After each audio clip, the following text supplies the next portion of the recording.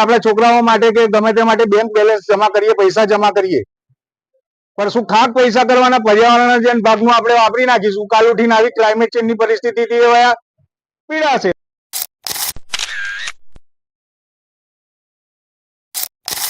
માર્ગ વાહન વ્યવહાર નિગમની આ વિદ્યાર્થી બસ સેવા અને એમાં આપણી આ એસટી ની પાઠશાળા, એમાં આપણે વૈશ્વિક સમસ્યાઓને જનમાનસ સુધી પહોંચાડી એમાં આપણે શું યોગદાન આપી શકીએ એની વાત કરીએ છીએ.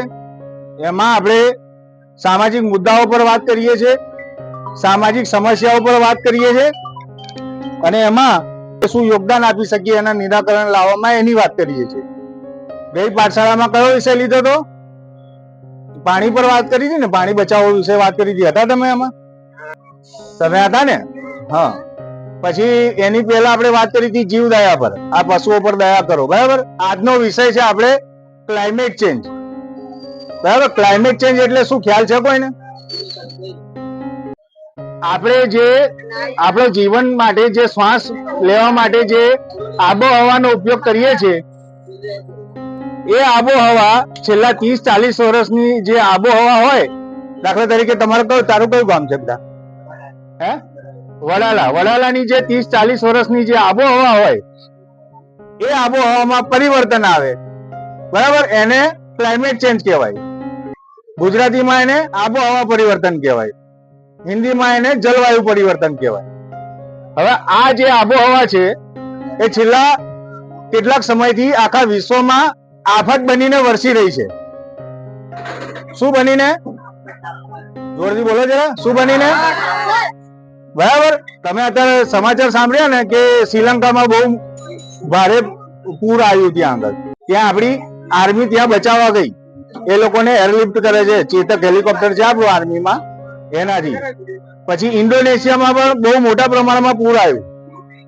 ત્યાં પણ બચાવના અને રાહત કાર્યો ચાલુ છે. ત્યાં તો એટલું બધું પૂર ને પાણી ફરી વળ્યું કે ત્યાં રાંધવા માટે લોકો કિચનના પાણીનો ઉપયોગ કર્યો રાંધવાનું કરવા. બોલો કેટલી ખરાબ પરિસ્થિતિ હશે.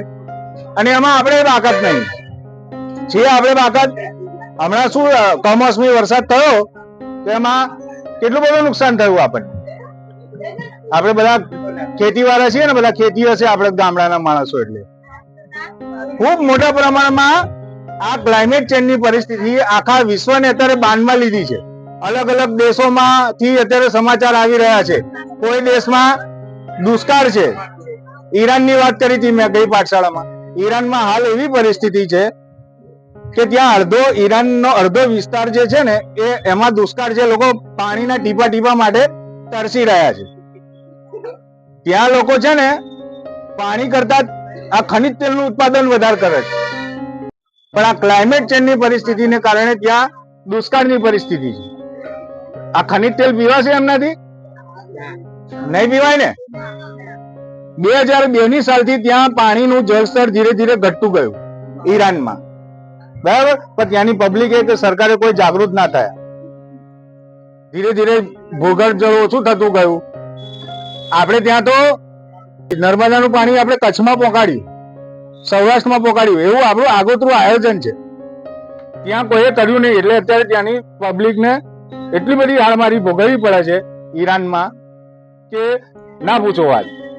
આ ક્લાઇમેટ ચેન્જની પરિસ્થિતિ સમજાવું છું. ક્યાંક દુષ્કાળ પડી રહ્યો છે અને ક્યાંક મોટા પ્રમાણમાં વરસાદ પડી રહ્યો છે. આખી પેટર્ન બદલાઈ ગઈ છે. શિયાળુ, ઉનાળુ ને ચોમાસું. બરાબર. આ સિઝન આવી રીતે હોવી જોઈએ ને આપડી, પણ આખું ઋતુ ચક્ર ફરી ગયું ભાઈ. ફરી ગયું ને.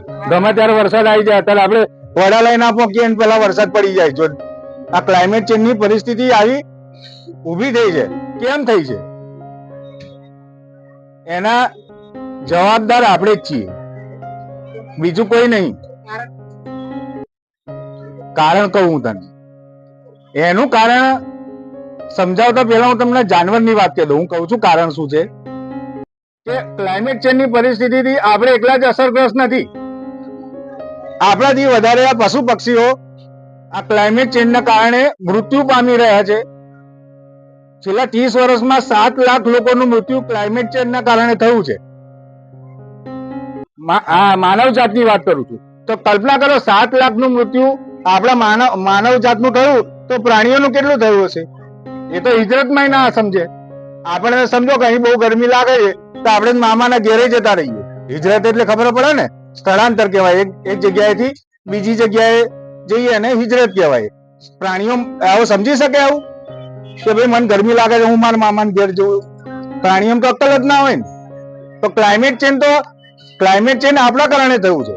માનવ જાત જે ખરી એ આ કાર્બનનું ઉત્સર્જન વધારે પ્રમાણમાં થાય છે એના હાથે, બરાબર ને. ભોગવે છે પ્રાણીઓ, પશુ પક્ષીઓ. સમજો છો ને હું શું કહેવા માંગુ છું?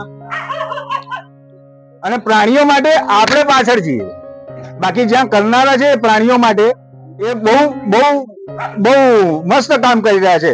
આપણો બ્રાઝીલ દેશનું નામ સાંભળ્યું છે ને? બ્રાઝીલ, હા. ત્યાં આગળ એમેઝોન કરીને પેલી નદી છે, એના પર્યાવરણ માટે જે કાચબા આવે ને, કાચબા એ બહુ ખૂબ ઉપયોગી છે. એટલે ત્યાં એક સર્વેક્ષણમાં એવું ધ્યાને આવ્યું કે ભાઈ આ નદીમાંથી કાચબા ઓછા થઈ રહ્યા છે, બરાબર. અને એની સ્થિતિ જે છે પર્યાવરણની, એની માટે બહુ જરૂરી છે. એટલે અમુક એમણે રિઝર્વ વિસ્તાર નક્કી કર્યો, ત્યાંની સરકાર એને, ત્યાંની પબ્લિક એને બધે. અને ઈંડાઓ જે હોય કાચબાના એનું સંરક્ષણ કર્યું. એની માટે એક વિસ્તાર નક્કી કર્યો કે આટલા વિસ્તારમાં કાચબાના જે ઈંડા હોય એને આપણે સાચવવાના, બરાબર. અને એને ઉછેરવાના અને પછી જે બચ્ચું આવે એને પાછા નદીમાં છોડ દેવાના. આટલી હદ સુધી એ લોકો વિચારી અને પર્યાવરણ માટે કામ કરે છે. આપણે એટલું કામ નથી કરી રહ્યા છે. પશુ પક્ષીઓ માટે આપણે શું કરી રહ્યા છે? હા, પ્રાણીઓની રક્ષા બી ખૂબ જરૂરી છે. આ મેં તમને સમજાવ્યું. હવે હું તમને એ કહું કે તમારી માથે અત્યારે આફત ઊભી છે આ ક્લાઇમેટ ચેન્જ ના નામની. તમે એ રીતે જીવી રહ્યા છો કે જાણે દુનિયામાં કશું થતું જ નથી, બરાબર. તો હવે હું તમને એ કહું કે ક્લાઇમેટ ચેન્જ થાય છે કેમ? માણસ એટલો મોટો ગ્રાહક થઈ ગયો છે ને, જેમ જેમ આપણે વસ્તી વધી દુનિયાની, બરાબર, જરૂરિયાતો એની દિવસે દિવસે વધતી ગઈ. જે જરૂરિયાત આપણે એક પંખાથી સંતોષી શકતા હતા એની માટે અત્યારે 4 પંખા થઈ ગયા. પંખાની વાત ક્યાં કરીએ, આપણે એસી બી એટલા થઈ ગયા છે, બરાબર. નીચે એસી હોય તો ઉપર અલગ એસી. આપણે એવું વિચારતા નથી કે આ જે ચીજ વસ્તુઓ જે આપણે છે જીવન જરૂરિયાતની, એની માટે કેટલા રિસોર્સ વપરાય છે. પાણીથી લઈને એસી બનાવવું હોય, કોઈ કંપની હોય એટલે એનર્જી કેટલી વાપરે, પાણી કેટલું વાપરે, બરાબર. આ પૃથ્વી છે ને, પૃથ્વી ઉપર સંસાધનો બધા મર્યાદિત છે. ઓક્સિજન થી લઈ, હવાથી લઈ, પાણી બધું મર્યાદિત છે. પણ હવે આ મર્યાદિત સંસાધનોનો માણસે અમર્યાદિત ઉપયોગ કરવા માંડ્યો છે, બરાબર. એનું એક માપદંડ છે અર્થ ઓવરશૂટ ડે. એ માપદંડ તમે સંસાધનોનો ઉપયોગ કરવા માટેનો એક માપદંડ છે. એની તારીખ રાખી છે 31 ડિસેમ્બર. તો આ વર્ષની વાત કરું, 24 જુલાઈએ એનો અર્થ ઓવરશૂટ ડે આવી ગયો. એનો મતલબ એ થયો કે 24 જુલાઈ થી 31 ડિસેમ્બર સુધી આપણે જે હવે સંસાધનોનો ઉપયોગ કરીશું ને એ વધારાનું આપણે વાપરી રહ્યા છે આવનારી પેઢીનું. સમજી ગયા? જે 31 ડિસેમ્બરે ઓવરશૂટ ડે આવવો જોઈએ એ આવી ગયો, આ 24 જુલાઈ આવી ગયો. એટલે આપણે ઉધારી લઈ રહ્યા છે. આપણાની આવનારી પેઢીનું પર્યાવરણ આપણે વાપરી રહ્યા છે. કેટલી હદે આપણે આગળ વધી ગયા છે પર્યાવરણના રિસોર્સિસ વાપરવામાં. આપણે એવું સમજીએ કે આપણા છોકરાઓ માટે કે ગમે તે માટે બેંક બેલેન્સ જમા કરીએ, પૈસા જમા કરીએ, પણ શું ખાક પૈસા કરવાના પર્યાવરણના જે ભાગનું આપણે વાપરી નાખીશું. કાલ ઉઠીને આવી ક્લાઇમેટ ચેન્જની પરિસ્થિતિથી પીડાશે. પછી પૈસા ગમે તેટલા હશે, બરાબર. ખેતર ઉપર વરસાદ પડશે, તાટપત્રી નાખી શકશે હવે? બસ આપણે આપણા હાથે ઓછામાં ઓછો કાર્બન ડાયોક્સાઇડ નું ઉત્સર્જન થાય, બરાબર.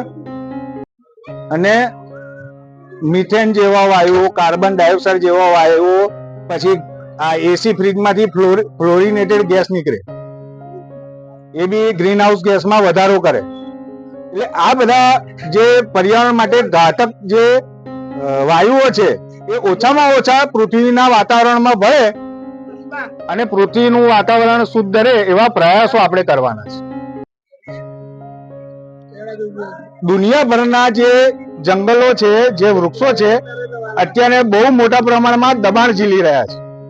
કેમ કે જે માત્રામાં કાર્બન ડાયોક્સાઇડ જે શોષાવવું જોઈએ એ નથી શોષી રહ્યા. એની માટે થઈ અને ગરમી પૃથ્વી પર જે ગરમીમાં ગ્લોબલ વોર્મિંગમાં વધારો થાય છે અને એના લીધે જે વધારે પડતો દરિયો શોષી લે ગરમી, એના લીધે ચક્રવાતની પરિસ્થિતિઓ થાય છે અને એ પછી વાવાઝોડાના ચક્રવાતના સ્વરૂપમાં આપણે ઉપર પાછા ત્રાટકે છે. એટલે આ બધી ચેનલ આપણે ઊભી કરીએ છીએ. ક્લાઇમેટ ચેન્જની પરિસ્થિતિનું જે ઉદ્ભવ થયો એના આપણે જ જવાબદાર છીએ. બીજું છે કોઈ જાનવર છે કોઈ કે કાંસકો વાપરતો હોય એવું? ભેંસને જરૂર પડે કાંસકાની? કાંસકાની જરૂર કોણ પડે? બરાબર. પછી એ કાંસકો ગમે તો ફેંકી દઈએ. પ્લાસ્ટિક ને તમે જમીનમાં ગાળો ને 200 વર્ષ સુધી એવું રહે, નાશ ના પામે. પૃથ્વી પર પ્રદૂષણ વધારે. સિંગલ યુઝ પ્લાસ્ટિક નો આપણે જબલો જે છે એ એટલા મોટા પ્રમાણમાં જબલાઓ વાતાવરણમાં ભળ્યા છે માઇક્રોપ્લાસ્ટિક ના સ્વરૂપમાં કે માછલીઓના પેટમાંથી બી હવે પ્લાસ્ટિક મળે છે. માણસના માઇન્ડ સુધી પહોંચી ગયું છે આ માઇક્રોપ્લાસ્ટિક. ને જાપાનમાં તો વાદળમાંથી માઇક્રોપ્લાસ્ટિકની શોધ થઈ છે. બોલો, આ પ્લાસ્ટિક એટલી હદે વાતાવરણમાં ભળ્યું છે, મારી નાખવા બેઠું છે પ્લાસ્ટિક. પ્લાસ્ટિકની શોધ તો શેની માટે થઈ હતી ખબર તમને? જાનવરોને બચાવવા માટે. કેમ કે અમુક વસ્તુઓ જે પ્લાસ્ટિક જ્યાં વપરાય છે ને અત્યારે, પહેલા ત્યાં હાથી દાંતનો ઉપયોગ કરતા હતા. એટલે હાથી દાંતમાં જે ધાતુ નીકળે ને, જે વસ્તુ નીકળતી હોય એનાથી જે બનતી વસ્તુઓમાં પ્લાસ્ટિકનો ઉપયોગ કરવા માટે આ વૈજ્ઞાનિકોએ પ્લાસ્ટિક શોધેલું પ્રાણીઓને બચાવવા માટે, કે લોકો હાથી દાંત માટે હાથીને ના મારી નાખે. એટલે હાથીને બચાવવા માટે પ્લાસ્ટિકની શોધ થઈ અને અત્યારે એ જ પ્લાસ્ટિક જાનવરોને મારી રહ્યું છે ને.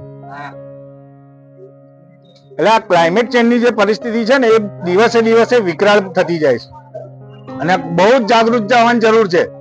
સહેજે હલકામાં લેવાની જરૂર નથી.